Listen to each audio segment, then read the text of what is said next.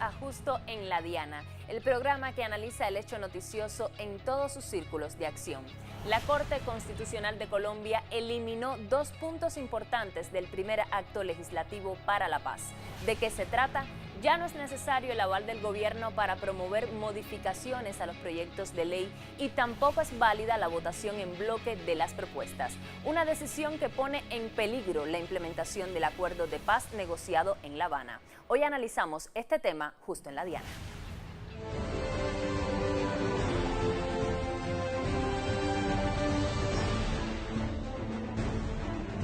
Que este sea el último día de la guerra. La paz se hizo posible. La paz es posible.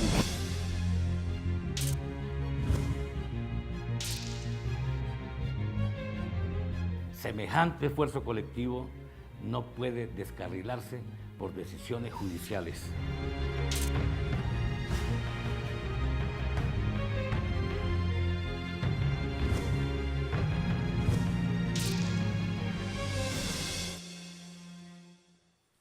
El Alto Tribunal colombiano tomó una decisión que puede impactar definitivamente en la implementación del proceso de paz en el Congreso al eliminar unos puntos que permitían mayor agilidad en los trámites. El primero tenía que ver con la obligatoriedad de los congresistas para votar solo sí o no al bloque de leyes que presentaba el gobierno en relación con el proceso de paz. La decisión de la Corte modifica radicalmente este sistema y ahora se tendrá que votar artículo por artículo y modificación por modificación, lo cual puede significar una demora burocrática en el Congreso. El segundo punto que se eliminó fue el aval previo del gobierno para realizar cualquier modificación a proyectos de ley, que además tenían que respetar lo planteado en el acuerdo final. Según la Corte, no es constitucional que el Ejecutivo tenga poderes en las decisiones del Congreso. Sin embargo, cualquier congresista que quiera hacerle un cambio a un proyecto de ley o un acto legislativo que se presente por fast track podrá hacerlo y su petición tendrá que ser estudiada por el Congreso. Es quitarle las facultades de que este bloque legislativo o este bloque de leyes se aprueben por la vía rápida. ¿Qué es por la vía rápida? Que se apruebe el bloque completo de la ley y no se empieza a debatir, como es la facultad natural que debe tener el legislador, de debatir y revisar artículo por artículo. Si ya no se va a hacer por la vía rápida, es como si los acuerdos se estuvieran incumpliendo. Una de las dos partes están incumpliendo los acuerdos que se habían pactado. Y este es importantísimo, importantísimo, para poder implementar los acuerdos de La Habana. Se empieza a enrarecer el ambiente entre las partes y una incógnita muy grande de ¿qué va a pasar? ¿Qué va a pasar? El gobierno nacional sí puede garantizar en este momento lo que acordó. Escuchamos la opinión del abogado constitucionalista Reinaldo Pérez sobre las consecuencias que puede tener esta decisión de la Corte para el proceso de paz. Y se refería al fast track. Veamos en qué consiste el fast track. Luego de que la Corte Constitucional eliminara parte de las reglas del fast track, conocido como el mecanismo legislativo de la vía rápida con el que están implementando los acuerdos entre el gobierno y las FAREP, la Comisión de Paz del Congreso de la República se reunió para discutir las alternativas para salvarlo. Se trata del numeral H del artículo 1 del Acto Legislativo para la Paz, que decía literalmente que los proyectos de ley y de acto legislativo solo podrán tener modificaciones siempre que se ajusten al contenido del acuerdo final y que cuenten con el aval previo del gobierno nacional.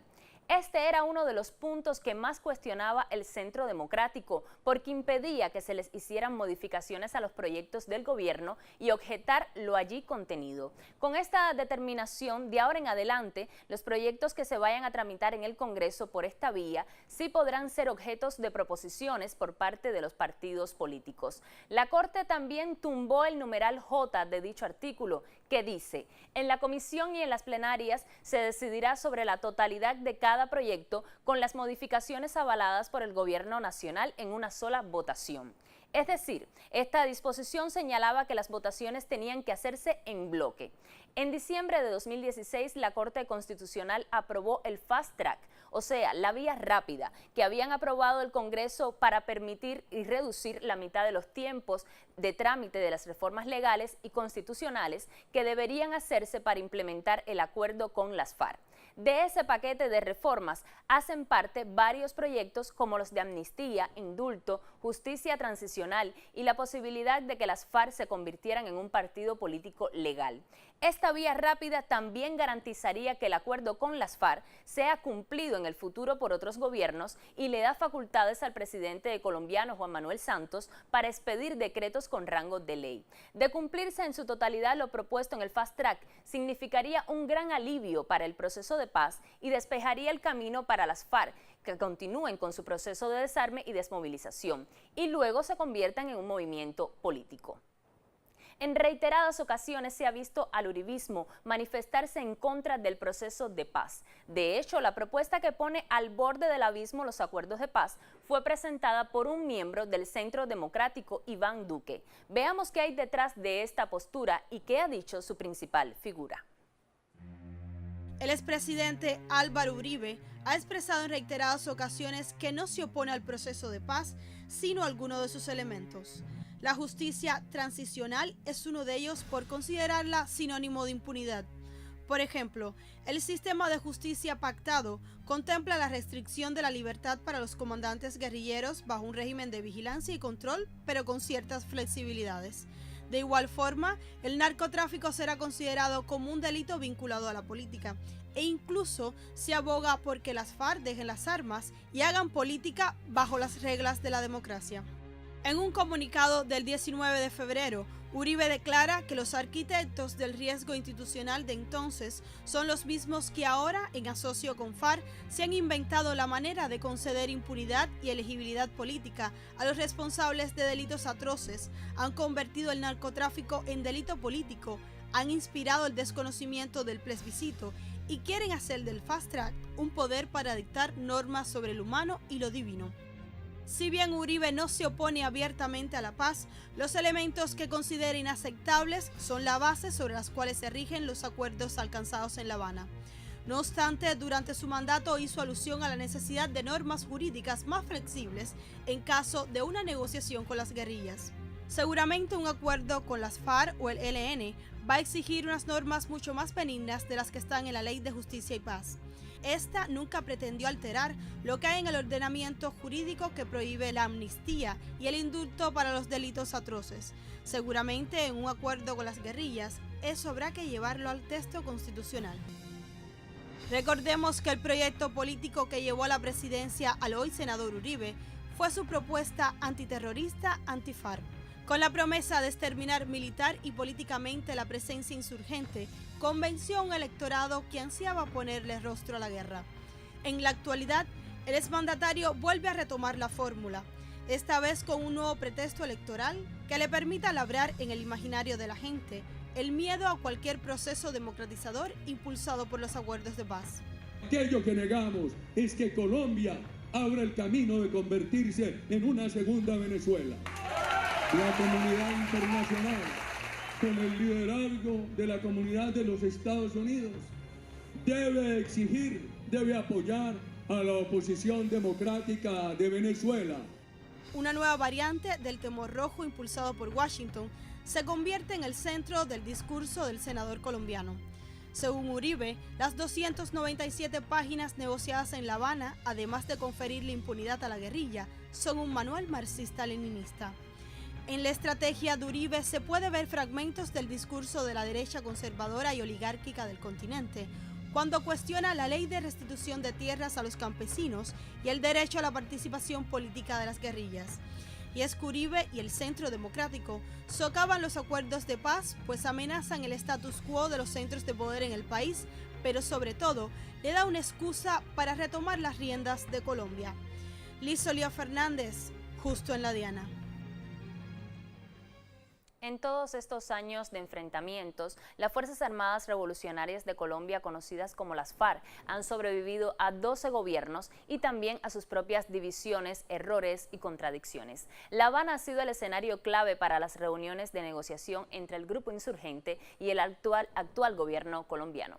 Pero veamos cómo se han desarrollado estas negociaciones a lo largo de la historia.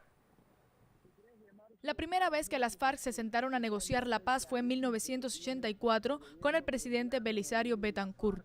Por primera vez un gobierno reconocía a la guerrilla como un interlocutor válido para buscar la superación del conflicto armado. Las FARC se comprometieron a suspender la retención de civiles y formaron un movimiento político, la Unión Popular. Hubo un nuevo intento de negociación en el periodo de 1991 al 92 y otro en 1998 al 2002, que por diversos motivos fracasaron. Durante los gobiernos del presidente Álvaro Uribe, en el periodo de 2002 a 2010, se lanzó una profunda ofensiva contra las FARC, que incluyó bombardeos a campamentos rebeldes y se extendió durante el gobierno de su sucesor y actual presidente Juan Manuel Santos. En noviembre de 2012 se iniciaron los diálogos de La Habana entre los líderes guerrilleros y el gobierno de Santos. El acuerdo alcanzado en La Habana pretende poner un punto final a un relato marcado por el dolor de más de 7 millones de víctimas, pero una paz sólida en Colombia solo se podrá conseguir cuando se hayan resuelto las causas fundamentales del conflicto: la falta de empleo y oportunidades, desigualdad, concentración de la riqueza, injusticia social, falta de tolerancia, indiferencia y corrupción. Karina del Valle, Justo en la Diana. Y hoy nos acompaña en nuestro programa la periodista y amiga Anisley Torres, quien ha seguido de cerca todo el proceso de negociaciones de La Habana entre las FARC y el gobierno. Muchas gracias, Anisley, por estar aquí. Buenas noches, gracias a ti, Diana, un placer. Vamos a conversar. ¿Cuáles serán el primer impacto negativo que va a tener esta decisión de la Corte Constitucional? Bueno, mucho se ha hablado de esto como que la primera y una de las grandes trabas a esta implementación del proceso de paz. Yo hablaba en mis análisis del segundo mayor revés que ha tenido el proceso después del plebiscito, que fue el mecanismo de refrendación para el acuerdo inicial de La Habana y que tuvo el no de la población en casi más de un 50%. Y este nuevo traspiés que se le pone a la paz viene dado, ya lo adelantabas tú en el programa, por el opositor Centro Democrático y por supuesto por la figura de Álvaro Uribe, que decía que no se opone a la paz. Él siempre se ha opuesto a la paz, lo que ha tenido todo tipo de estrategias para convencer a la mayor parte de su electorado. Y estamos hablando de un mecanismo que del fast track lo pone en slow, un poco los términos en inglés, lo que está haciendo es ralentizando totalmente este proceso de implementación, en primer lugar porque impide ahora las votaciones en bloque. Estamos hablando que se puede poner a debate esas 290 y tantas páginas, casi 300, y artículo por artículo, línea por línea, todo el mundo puede discutir, puede opinar y puede presentar propuestas, lo cual demora sí, es un mecanismo democrático, está bien que el Congreso está para debatir, pero estos fueron 4 años de negociación en La Habana para algo, y yo lo que sí quiero dejar claro es que son situaciones extraordinarias a las cuales es muy difícil aplicarle las condiciones legales ordinarias. Para eso se hacen mecanismos transitorios, de transición, que se ajusten a este determinado contexto. Álvaro Uribe quería derrotar a la FARC por la vía de las armas, pero tiene que entender que no lo logró. Ninguna de las dos partes está rendida en el terreno, por tanto hay que hacer concesiones en la vida política y en la vida legal. Y el acuerdo de La Habana era todo lo negociado hasta donde las partes podían ceder, tanto el gobierno como también la insurgencia. Y ahora poner a debate todo lo negociado en La Habana por parte del Congreso es darle un duro golpe y sobre todo una demora cuando estamos hablando de menos de un año para que cambie el gobierno y para que cambie el Congreso, porque en 2018 hay elecciones presidenciales y hay elecciones legislativas. Sobre ese mismo tema se ha dicho que las modificaciones que se tramiten deben ir en la misma vía de lo que se pactó, es decir, de los acuerdos originales. ¿Realmente existe esa certeza? Bueno, en lo que se acaba de modificar, que como adelantaba el reporte son 2 numerales, pero 2 numerales muy importantes, se dice que todavía queda en pie la facultad de Santos de ejercer por decreto en algunos puntos. Eso queda intacto y Santos debería poder aprovechar esto para cuando el Congreso trabe algún tipo de propuesta de ley, por tanto él decretar que eso pueda salir adelante y él tiene esa facultad. También tiene la facultad de que en el Congreso Santos tiene mayoría, pero no mayoría por su partido, sino una mayoría por una coalición, porque él gobierna en coalición. Y se está un poco como que recostando a eso, pero puede que la fe o la buena fe de pensar que tiene mayoría lo traicione, porque en cuestión del acuerdo de paz hay muchas voces encontradas a lo interno de Colombia y se dejan seducir por toda esta maquinaria de guerra que tiene Uribe. Y sobre todo es cierto que las modificaciones o las propuestas que se presenten deben ser, diríamos, en total consonancia con el Acuerdo de La Habana, porque para eso se creó el Fast Track, pero pudiera, donde se hace la ley, se hace la trampa, y pudieran introducirse elementos de cambio sensibles que podrían alterar considerablemente el rumbo de lo que se pactó en La Habana. Y ha habido muchísimas reacciones, sobre todo dentro de las FARC. Yo te propongo escuchar las declaraciones de algunos miembros de la FARC-EP y luego volvemos con el análisis. El anuncio del fallo de la Corte Constitucional, mediante el cual se declara la inconstitucionalidad de los literales H y J del artículo 1 del Acto Legislativo 01 de 2016, por presunta sustitución de la Constitución, ha puesto el proceso de paz en la situación más difícil que éste haya vivido desde su inicio. Cuando nos aprestábamos a dar por realizado el proceso de dejación individual de armas, según lo establecido en el acuerdo, es decir, a 12 días del DEMA 180, se ha sembrado la mayor de las incertidumbres respecto de la disposición y capacidad del Estado en todos sus poderes para honrar los acuerdos de La Habana. No se trata simplemente de la decisión judicial con una interpretación, por cierto, muy controvertible, que banaliza el juicio de sustitución constitucional, sino que estamos frente a la posibilidad de que, de consolidarse una mayoría en la Corte adversa a la implementación, se asista al desmonte del andamiaje normativo que desarrolla los acuerdos. 6 años nos han llevado a transitar el complejo camino de la negociación, desde la firma y ahora de su implementación temprana. Semejante esfuerzo colectivo no puede descarrilarse por decisiones judiciales. Y escuchábamos a Iván Márquez, el jefe del equipo negociador de las FARC en La Habana. Anisley, ¿cómo se pudiera caracterizar la situación actual de las FARC? Ya escuchábamos que él está totalmente en desacuerdo. Por supuesto, las FARC, desde que se dio a conocer el fallo de la Corte Constitucional, pues se declararon en asamblea permanente en las 26 zonas veredales donde están hoy mismo concentradas. Esas zonas veredales no son más que territorios de una dimensión determinada en el acuerdo de paz, en determinados lugares, sobre todo en las zonas de operación que mayor influencia tenían las FARC en Colombia, y donde allí se asentaron casi 7.000 hombres que se han venido bajando de las montañas, de los recónditos parajes donde estaban a esas zonas, a llevar a cabo el proceso de dejación de armas. Un proceso de dejación de armas que está totalmente atrasado. Que no va a cumplirse en los términos previstos. Para nada, estamos hablando de que el 1 de junio deberíamos estar diciendo las FARC ya no tienen armas en su poder y todas están en poder de Naciones Unidas, y próximamente se van a erigir los 3 monumentos que se dice que se van a erigir con esas armas, y sin embargo ahora mismo, yo hace unas semanas estaba solo a un 14% la dejación de armas.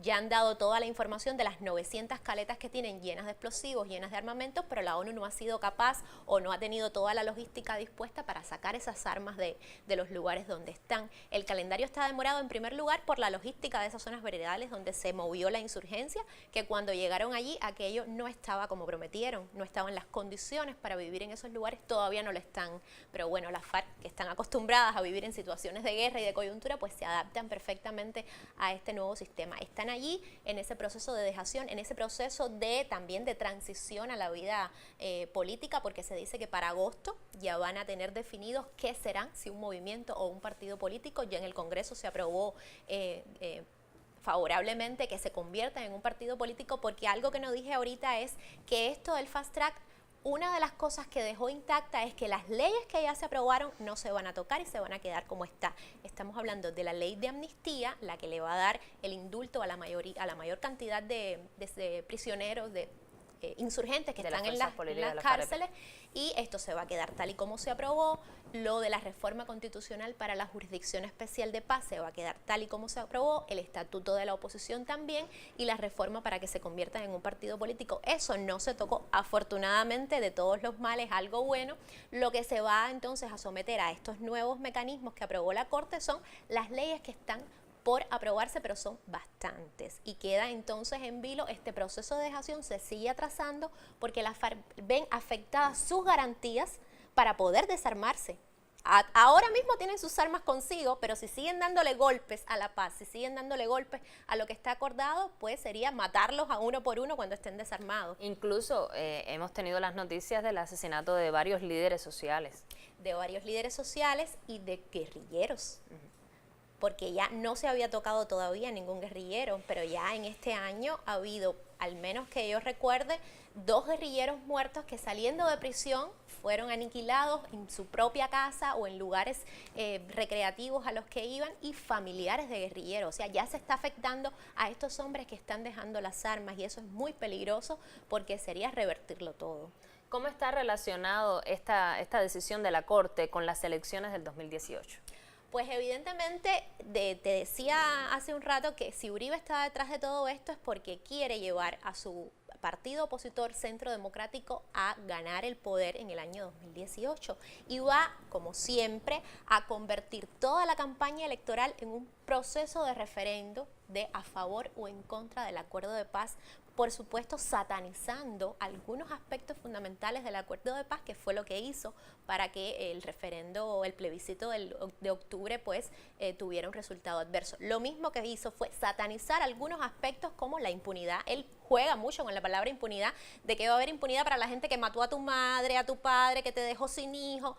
Entonces, está jugando con el tema político de que las FARC son unos marxistas leninistas que son como... que está buscando etiquetas que ya están vistas de una manera negativa. Exacto, frases hechas que funcionan en el imaginario colombiano, que el colombiano es una persona que ha sufrido tanto la guerra, que tiene miedo a todo, y por tanto cualquier cosa lo puede asustar si no está del todo informado. Pero afortunadamente no todos piensan así. Te propongo escuchar las opiniones de algunos colombianos sobre el proceso de paz, y luego de esta pausa volvemos. La percepción que tenemos con el nuevo acuerdo es que se le blinde a la FARC como movimiento político las garantías de que vayan a tener vida y que vayan a ser un partido político.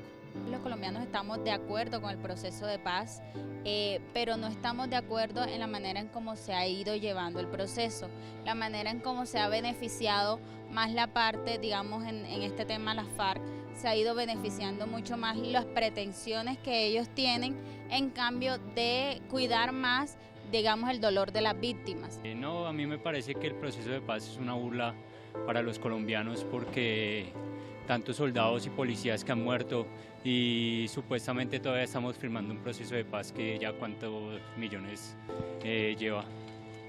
No, el presidente Santos realmente no valora a su pueblo ni a las personas que dan la vida por su pueblo. Colombia deberá buscar una solución al conflicto autónoma bajo su principio de soberanía nacional, sin tener trabas por parte de la comunidad internacional o justicia internacional, que en última representa los intereses de los Estados Unidos y de las grandes potencias extranjeras. Sí, estoy de acuerdo con el proceso de paz, pero siento que el presidente no le tiene que dar como tantos privilegios a la guerrilla como le está dando en este momento. O sea, sí me gusta y creo que sí se va a poder lograr, pero con menos privilegios que el presidente le está dando a la guerrilla. Yo estoy de acuerdo con esto y con mucho más, porque más adelante se vienen más procesos de paz, porque lo más importante es el comienzo, ¿no? Y ya comenzaron con la FARC, ahorita mismo están haciendo los diálogos con el ELN para sí mismo y con los otros grupos, con los demás grupos, que es lo más importante que queremos todos los colombianos, la paz para este planeta Tierra. Lo más importante para que se pueda llegar a cerrar el proceso de paz es que haya una apertura también social y que la gente se encargue como también de hacer toda esa reinserción de la gente que estuvo en guerra, dejar las armas cambiarlas por flores, como dice Andrea Echeverría en alguna de sus canciones. Creo que sería como la mejor opción y como lo que realmente tendría que pasar en el país. Nace una esperanza para este país, que mi hijo va a tener un mejor futuro, que ya no va a haber, van a existir, van a haber más lágrimas, más muertes innecesarias.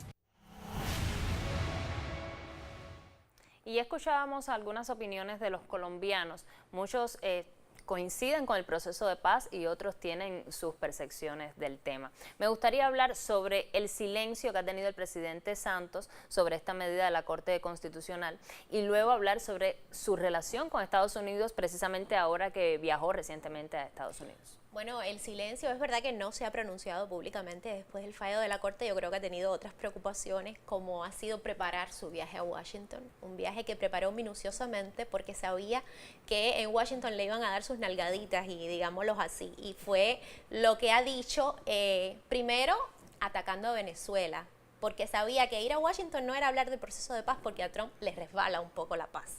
A Trump le preocupa el papel de Colombia enfrentado como el vecino más cercano a Venezuela y que le puede hacer presión, y necesita que Colombia siga siendo el aliado de Washington en Sudamérica, y necesitaba entonces que Santos tuviera una postura clara y firme respecto a lo que está sucediendo con la oposición y el gobierno de Nicolás Maduro, y por tanto en ese sentido ha tenido que preparar todo un discurso previo al viaje de Santos a Washington para, una vez en Washington, hablar mucho más de Venezuela que de los propios problemas de Colombia. Y así mismo fue, Anisley. Nosotros tenemos declaraciones de este encuentro entre el presidente Donald Trump de Estados Unidos y el presidente Juan Manuel Santos. Veamos. No hay nada más difícil que la paz. Queremos hacer la paz en todo el mundo y ustedes son realmente un gran ejemplo de ello. La de las FARC fue una situación dura y prolongada, pero creo que el presidente ha hecho un trabajo magnífico. No un trabajo fácil, pero sí magnífico. Ojalá pueda visitarnos pronto para que sea testigo personalmente de la transformación que está teniendo lugar en nuestro país. Espero con ilusión poder darle la bienvenida a la Colombia en paz, más equitativa y mejor educada que ustedes tanto han contribuido a construir. Y una posición muy interesante la del presidente Santos con respecto a Washington. ¿Qué tú nos puedes decir? Evidentemente él fue a pedir más dinero que no le dieron. Te decía que Trump está nada interesado en la paz. Tuvo una frase muy bonita: la paz es algo muy difícil y nosotros queremos llevar la paz al mundo. Y está cortando el presupuesto al mismo tiempo estamos hablando para la ayuda de extranjera. Para el post-conflicto, que es el proceso más difícil que va a enfrentar el país, le va a dar apenas 450 millones de dólares frente a 10.000 millones que le daba cuando había guerra. Entonces, ¿de qué estamos hablando? ¿Cuál es el compromiso? Y más le preocupaba el narcotráfico que el problema de las víctimas, que el problema del paso a la vida civil de la FARC. En fin, se ve que el compromiso es poco, que el respaldo es pura, digamos, diplomacia, y que el viaje no resultó el éxito que esperaba Santos. Anisley, yo te agradezco muchísimo estar aquí con nosotros y explicar todos estos temas que a veces los medios lo relatan como algo muy técnico y al público le cuesta trabajo entender todo este proceso de paz que se ha llevado a cabo en La Habana, que ahora mismo está en riesgo, pero que esperemos que los debates en el Congreso tengan como resultado algo positivo. Muchas gracias por estar con nosotros. Gracias a ti. Siga con nosotros, justo en La Diana. Porque es que es histórico, porque le estamos metiendo es todo. Donde las partes empezamos a aflojar, sobre todo la FARC, nosotros estamos poniendo todo, estamos diciendo es que vamos a construir la paz de Colombia, estamos diciendo vamos a hacer dejación de armas, vamos a mirar las comisiones de la verdad, vamos a mostrarle la cara al país, es que queremos en la paz, entonces eso no es cualquier cosa.